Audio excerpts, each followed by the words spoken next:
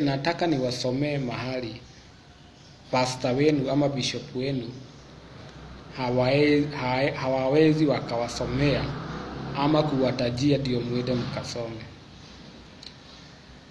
It talks about tithing, how you should tithe, and it is in Deuteronomy 14 verses 22. And remember, Deuteronomy is the words that were spoken by Moses, the whole of Deuteronomy. So hii yenye tunasoma hapa ni maneno yenye Moses mwenyewe na mdomo yake yenye alikuwa anaongea. So Deuteronomy 14 verses 22 inasema, set aside a tithe, a tenth of all that your field produce each year. Then go to the one place where the Lord your God has chosen to be worshipped, and there in his presence eat the tithe. Hope we are going together. Eat the tithe of your corn, wine, and olive oil, and the firstborn of your cattle and sheep. Do this so that you may learn to honor the Lord your God always. Pastor wenu amewahi kuambia mkule tithe yenu? Surely hapo hawezi kubali. They always say that upeleke tithe kwa church, then sijui what will happen after umepeleka. So inasema set aside a tithe, a tenth of all that your field produce each year. Then go to the one place where the Lord your God has chosen to be worshipped. Hiyo maybe ni kanisani. I think ni church. Wacha tuseme ni church. So hii ni wende ukulie kanisani. Uchukue 10% yako, enda ukulie kanisani, ndio. What do I put it? So that you may learn to honor the Lord your God. Ukule wewe na tumbo yako. Hope you are going together. Washa tusome hiyo 22 verse 20, that is 14 verses 24 now, Deuteronomy. Ina explain vizuri.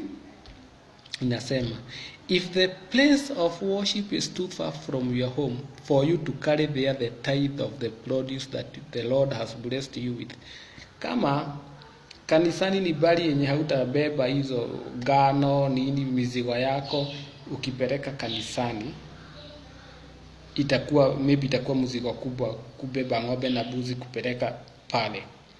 Then do this, and remember, this is Moses speaking, and the Moses was the one who set the laws zenye sisi huwaga tunafuata hizo za tithe. Yeye ndiye aliset hizo rules zote.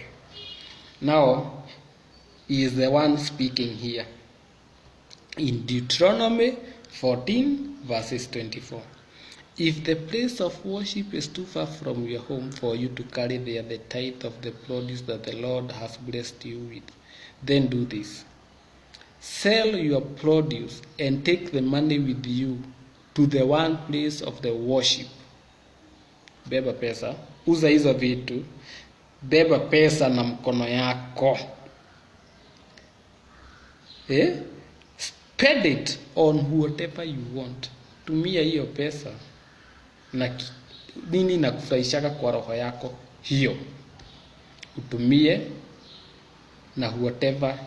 hiyo pesa na whatever you like. So na inakuexplainia, spend it on whatever you want, beef, lamb, wine, beer.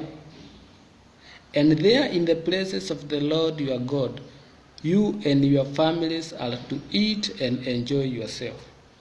You and your family are to eat and enjoy yourself. So pastor is not included there. It's you and your family. Mkulie hapa kwa church, muenjoy yourself according to the Bible in Deuteronomy 14 verses 24. But ukisoma anzia verses 22, 14 verses 22, the law of the tithe. Hope we are going together. So hivyo ndio unafaa ukule tithe yako. And there in the presence of the Lord your God, you and your families are to eat and enjoy yourself. Now 27. Do not neglect the Levites who live in your towns. They have no property of their own. Now, here we are talking about the Levites who own nothing. Sio jet owners. Who owns nothing. Ndio wamementioniwa hapa. Do not neglect those.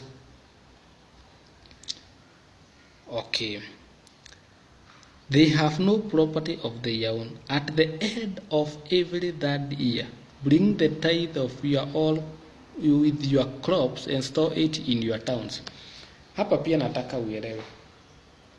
At the end of every third year, meaning the first year you are to eat and the second year you are to eat in the places of the Lord. The third year, idio ulikuwa unashukua, usineglect the Levites who live in your towns. Na hii ya the third year haiko inapelekwa kanisani, ilikuwa inapelekwa in your hometowns. Let's read again. At the end of every third year, bring the tithe of all your crops and store it in your towns. This food is for the Levites, since they own no property, and for the foreigners, orphans, and widows who live in your towns. Remember, the tithe of every third year haikuwa ina belong to the Levites only, but to the Levites who own no land, orphans, widows, and strangers. They were to come and eat together the tithe of your third year. Hoping you understand it. Do not neglect the Levites who live in your towns. They have no property of their own. At the end of every third year, bring the tithe of your crops and store it in your towns. This food is for the Levites, since they own no property, and for the foreigners, orphans, and widows who live in your towns.